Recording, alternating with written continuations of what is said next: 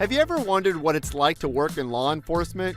Here on Behind the Star, we share stories about the Orange County Sheriff's Office, Central Florida's largest law enforcement agency. From forensics to dispatch to the deputies on patrol, we'll talk to the brave men and women who protect our community. This is Behind the Star, the official podcast of the Orange County Sheriff's Office. Welcome to Behind the Star, the official podcast of the Orange County Sheriff's Office. My name is Jon Busdeker, your host here at Behind the Star, and we are talking dogs today.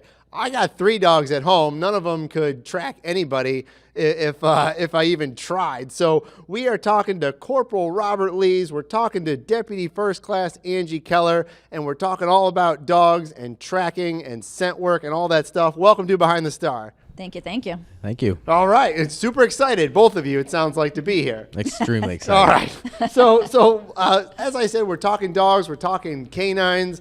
We just had a media event where we talked about these scent preservation kits. We're going to get more into that a little bit later, but let's start off with our bloodhounds. How many bloodhounds do we have here at the Orange County Sheriff's Office? Angie? We have 2. Okay, we got 2 bloodhounds, Yes. and you are one of the handlers of one of these bloodhounds. Tell me about your dog. So I have canine Wyatt. He is 10 months old, and he actually just finished his certification, just passed, and he will be out patrolling the streets soon. Congratulations. Yeah, thank you. you. So let's talk about that. So you just said he passed his certification. What does that mean? Corporal Lees, tell me about the certification process and the school and the basic tracking school. So at the Orange County Sheriff's Office, we do a 400-hour basic tracking school. So that school covers everything from obedience, socialization, and then the beginning of teaching the dogs how to track.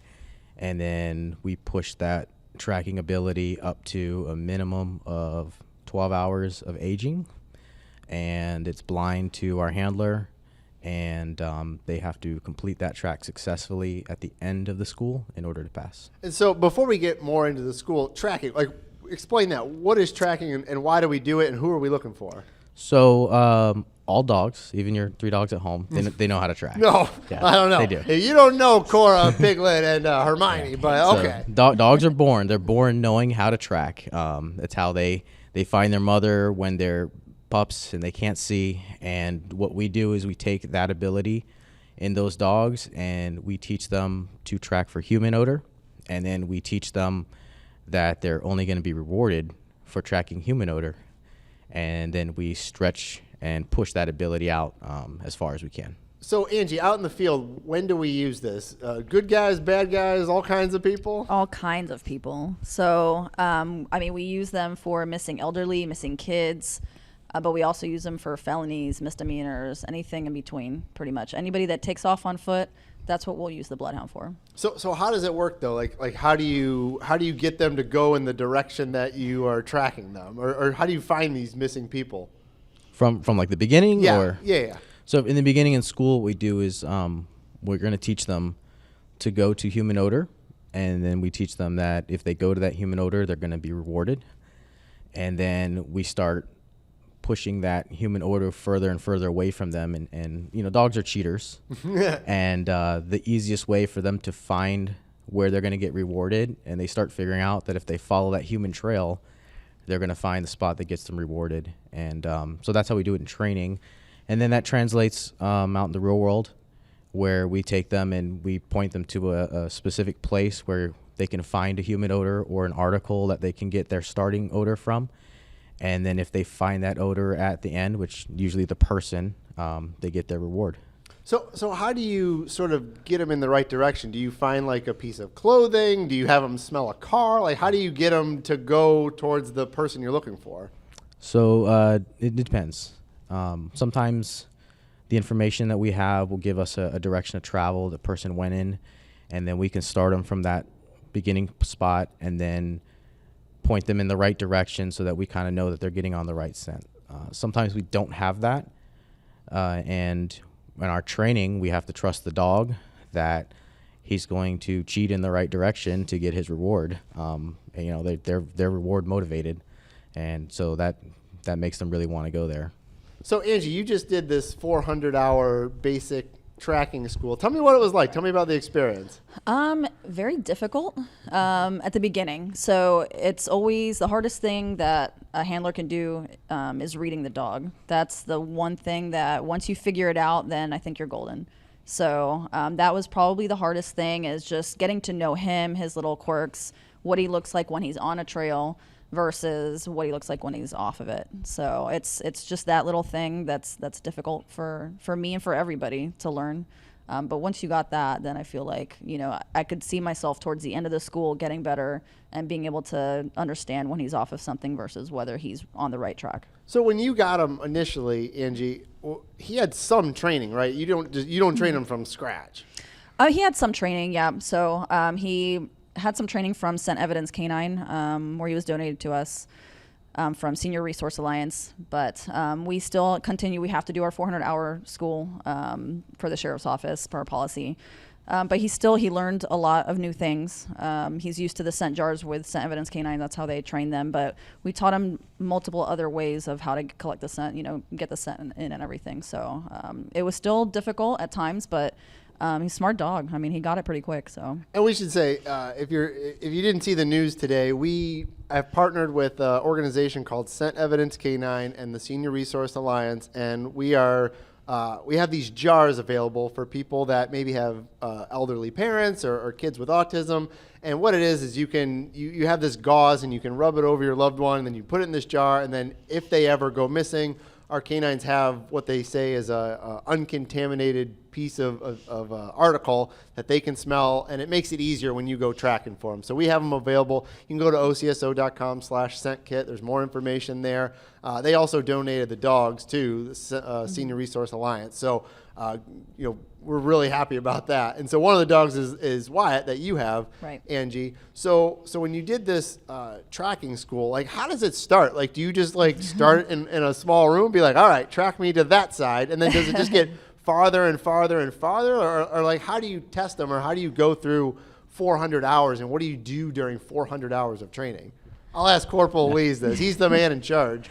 So in the beginning, we're teaching the dog, and we're teaching them what they're going to be rewarded for. So typically what I'll do is I'll get an object that's small, that's flat to the ground, and I'll carry it with me, get my odor on it, I'll put it on the ground, and then we'll take the dog to it, present him with our hand motion, and when he goes and sniffs it, we reward him immediately. And we repeat that process until he understands that going to that odor is going to get him rewarded. And then once he understands that, we'll start to move that further away, and I'll just walk back and forth, and then Angie will present him just the bare ground, and there's nothing there for him to be rewarded, and he's going to look for that object, which is the easiest way to do is to cheat and follow my scent, get to the object, and then he will get rewarded. And then once he starts understanding that, we start doing turns and changing surfaces, and eventually that object can become an article of clothing, it become a person, but that same odor that he started with is what's at the end, and that's what's important for the dog to understand. Angie, you mentioned when you were doing this training, it was difficult. Like, what was difficult about it? It's just reading the dog itself. So just looking at his head movement, his body, seeing whether, because if he's off a track, then his head is up high. He's kind of just looking around and everything. But once he's on a track, his head is down, his ears are dragging, his face is dragging on the floor, and he's on it, and he's pulling pretty good. So that's the kind of stuff that I look for with him. So how far were the tracks, and also how, the time as well? Like, if I went missing a day ago, could you find me, or could you hopefully find me? So, I mean, we practice from things that were 5 minutes in age all the way up to 25 hours, I think is the longest one that we did. But it's also ranges from, 100 feet to, what did we do, 3 miles almost the other day. Yeah.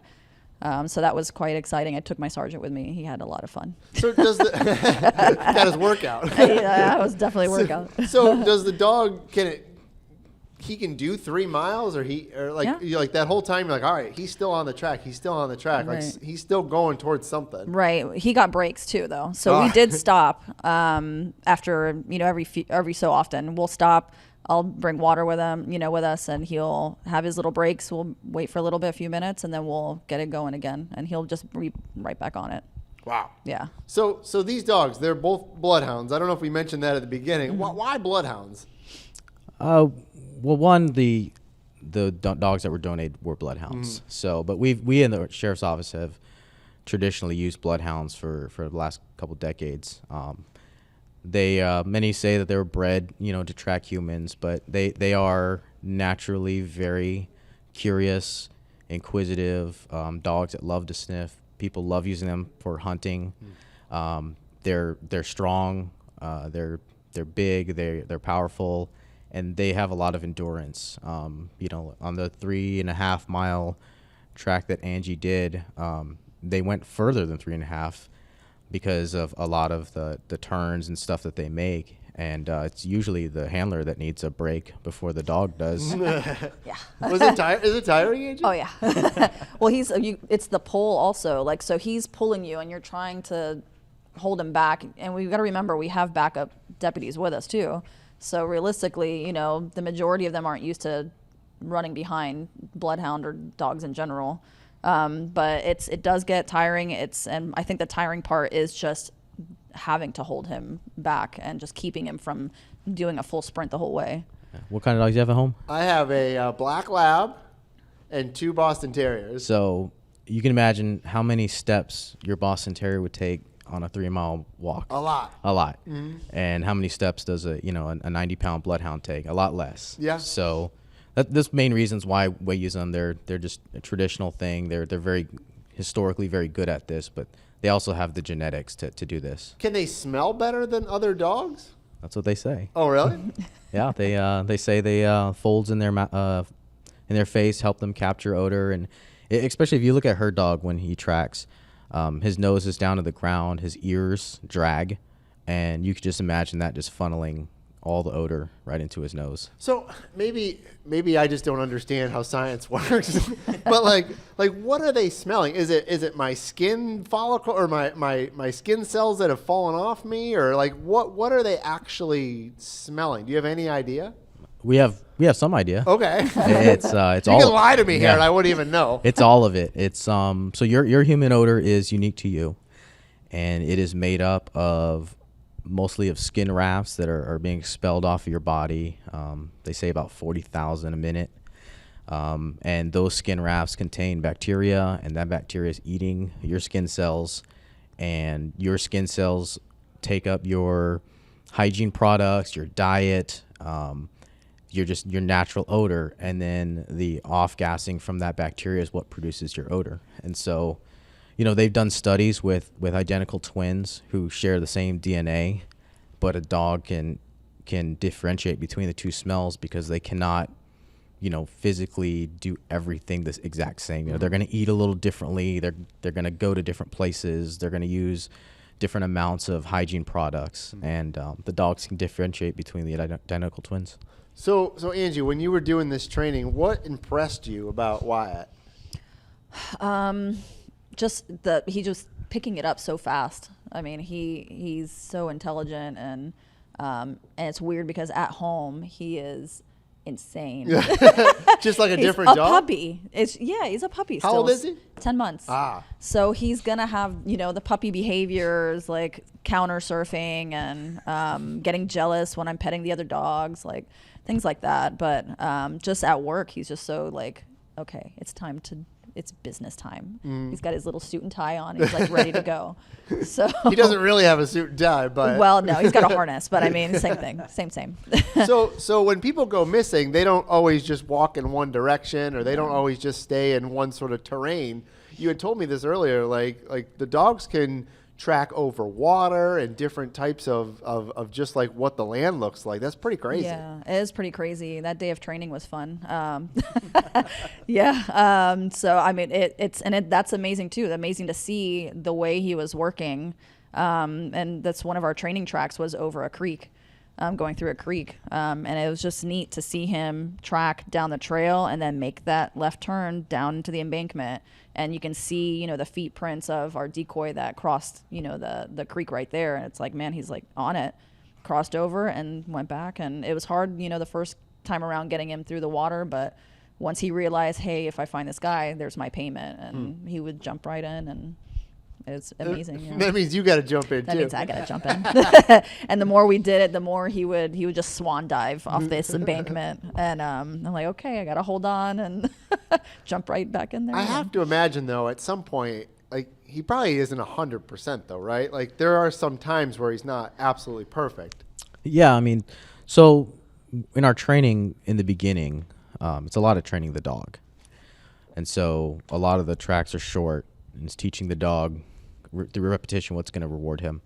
And as he starts to get that, and we stretch out the time and the distance, then that's when the handler starts to get their training. But in the beginning, the handler knows where the track goes. And that way, when the dog does start to go off, I mean, the wind can push odor and all kinds of things can happen. And we will help the dog get back on track.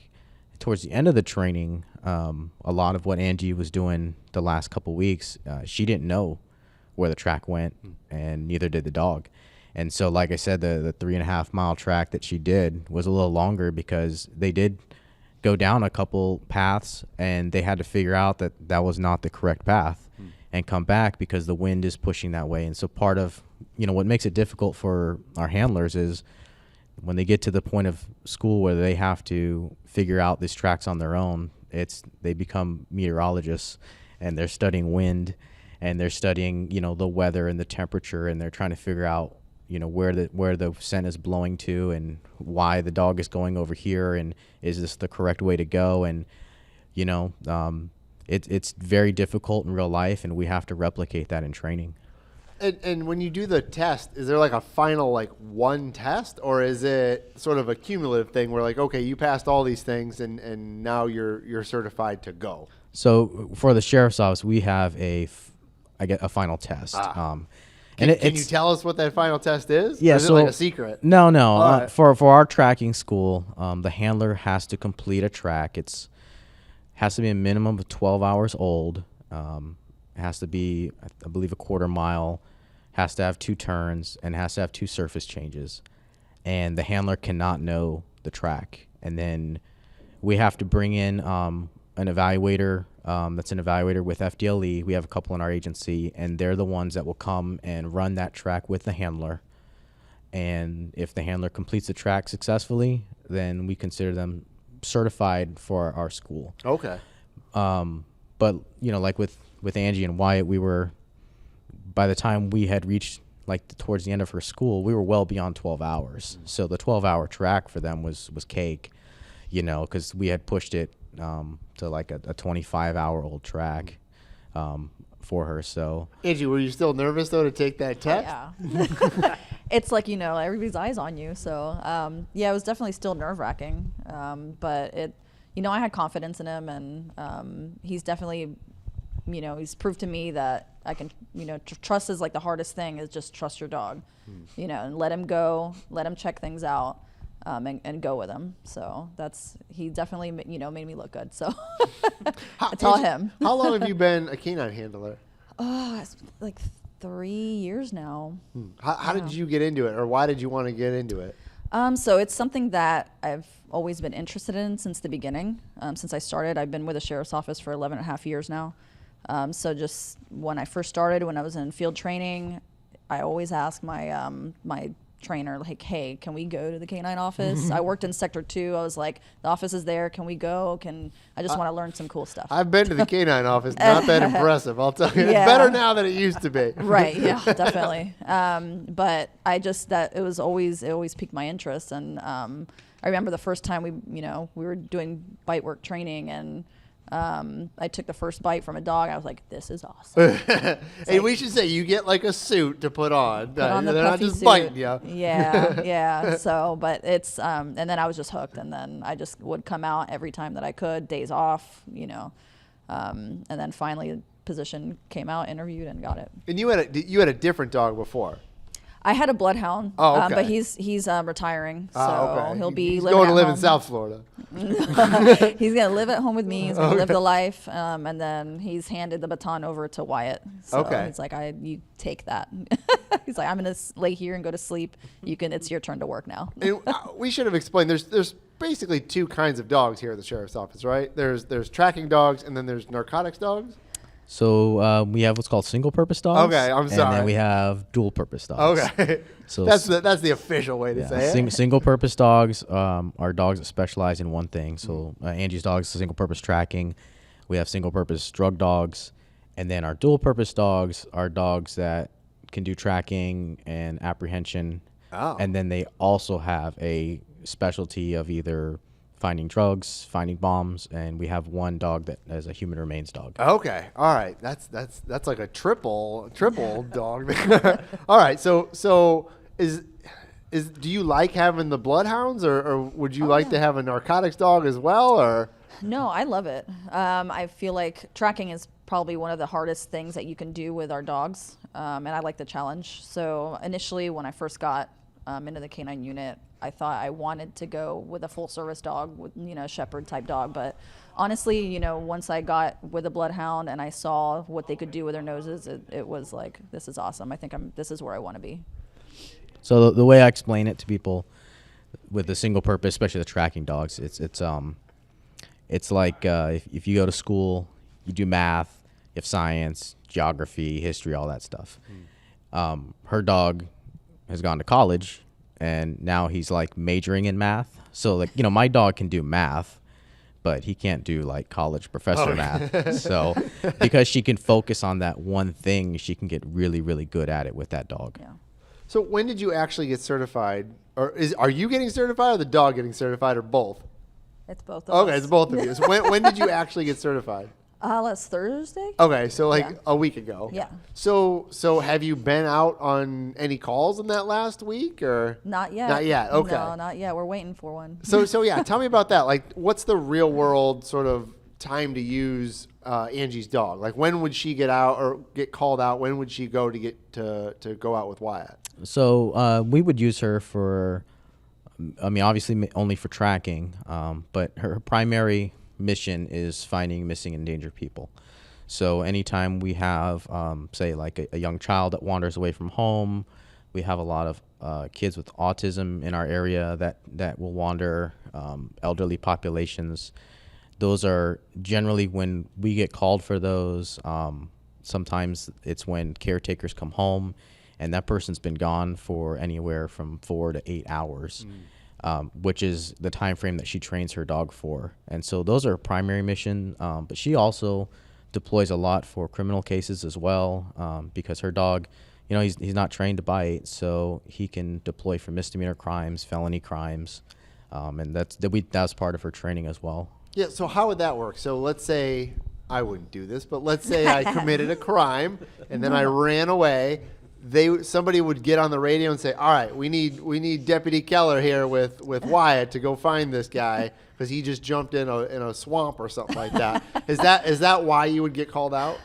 So we work, a patrol schedule, like, or similar schedule than patrol. So we're constantly monitoring our radios anyway, and usually a supervisor will just say, "We need canine to be on the way." So, if it sounds like it's a call that, the person didn't leave in a car or whatever, I'm going to head to it. If I see, they said they took off on foot going in this direction, I'm going to go. Okay, so that's they would call you. Yeah, yeah. Okay. Exactly the way you said it. Okay. All right. And so let's say you get there and all right, he went that way. I saw him run into those woods. What happens next? Like, do you immediately just go, or like, I assume there's got to be some safety concerns as well. Yeah, we have backup deputies that come with us for, safety reasons, and, full service dogs also show up just depending on the crime and everything too, to also kind of help out and things like that. But, we ask a lot of questions and stuff too. It's not just, hey, you went that way, okay, I'm going to put the dog on the ground. Okay. It's going to be some questions that I'm going to ask the deputies that are there, and, type of crime, things like that. Is there contamination? Were other people just kind of running around the area? Do I have a scent article? Things like that, that I kind of just want to know. Am I am I going to have a good start here? Or if I need to start the dog further out, do I need to start him in the edge of the woods and like things like that?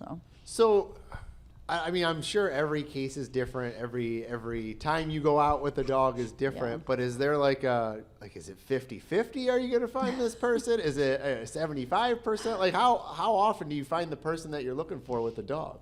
Whether it's a bad guy or a missing kid or an elderly person. I mean, you never know. We really depend also like on our perimeter units. So that's why it's important for our deputies when they go to these kind of calls, whether it be felony misdemeanors or a missing person, that they set up good perimeters around areas. If they were seen running eastbound, then let's shift, the perimeter eastbound. Because a lot of times if the person is still walking in that direction, then they'll end up running into one of our perimeter units. So if it's a bad guy and they see us, coming towards them, they're either going to duck down or they're going to run into a perimeter unit. So, it's either, some of the times I'm going to end up finding the person, and then some of the times maybe it's going to be a perimeter unit.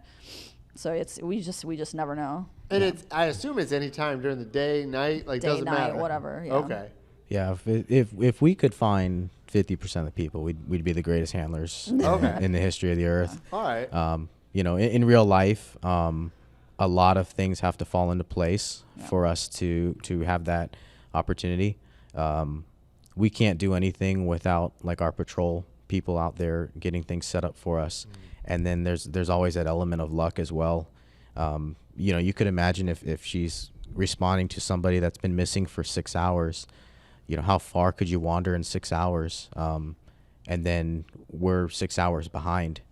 So there is an element of luck where that person is wandering in circles or is lost. The environment is a big factor. It's a lot easier to find people that wander into the woods where there's not a lot of human contamination in vehicles versus someone that wanders through downtown Orlando. Lots of smells in downtown Orlando, I'll tell you what. all of those things are factors, and deciding on what dog we're going to use to find that person is entirely dependent on the circumstances. So we're going to use the best asset for that job. So Angie, I know you had another dog before this one. Mm-hmm. So at some point you have found people, whether they were missing or they ran away or whatever. Yeah. I mean, what's that like when you get out there, they deploy the dog, and you actually find the person that you're looking for? It's really rewarding. And it's I think of like the last case that I had with Hyde when he was still working, was actually Seminole County actually called for my assistance for a guy that bailed out of a truck that he stole. And just looking at him, he was super, he was on it. And then we found him right there on the edge of the woods. It was a quick track, but like I just remember looking over and like, oh, they're here.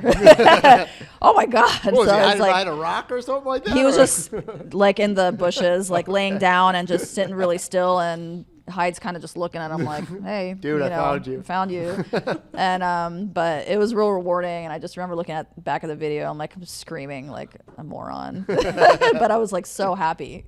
Do the dogs get extra treats if they find an actual human? I give them ice cream, yeah. Okay. They get little puppuccinos or whatever, like, and doggy bones and stuff. Yeah. Tell him about the first guy you found. How happy was he to see you with Hyde? Which one was that one? Remind me. The guy that the missing kid that did not like your dog. Oh yeah, what happened? The first catch we had, yeah. It was a kid. I forgot. I think the age of that one, it was like an hour had gone by or something. But we did this track from a doctor's office down Orange Blossom Trail, and I forgot what the cross street was.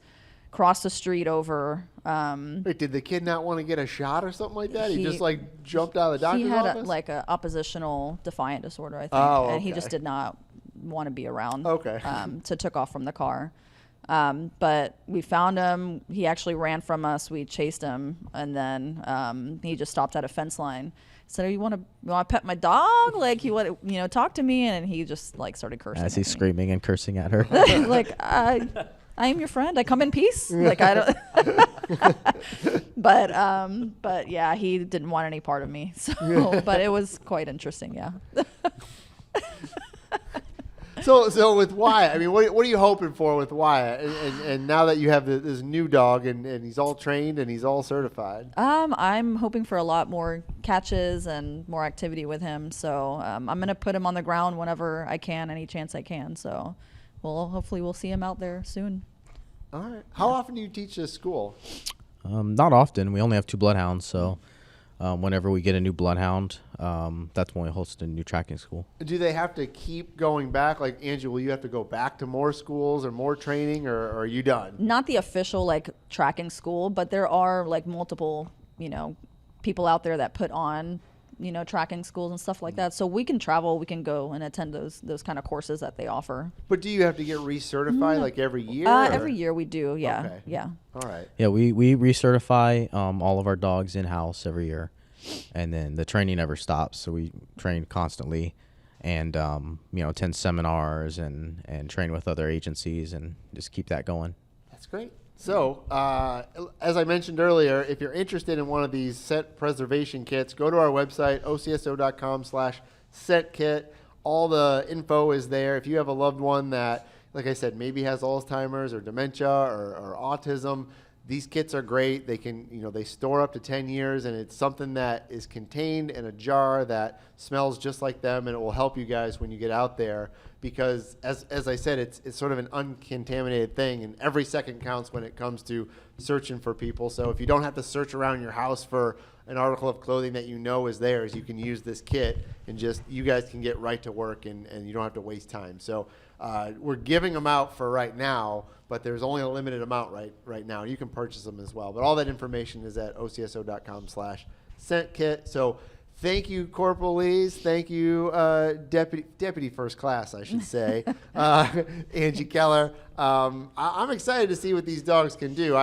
Maybe one day I can go out with you and see it in action. I've seen the training, but I haven't seen it in real life. Put on your running shoes. Okay. All right. Well, thank you guys for being on Behind the Star. We'll see you next time. Thank you. Thanks for listening. Don't forget to subscribe to Behind the Star. You can find us wherever you get your favorite podcasts. Also, follow us on Twitter, Instagram, Facebook, and YouTube. Until next time, I'm Jon Busdeker, and this is Behind the Star.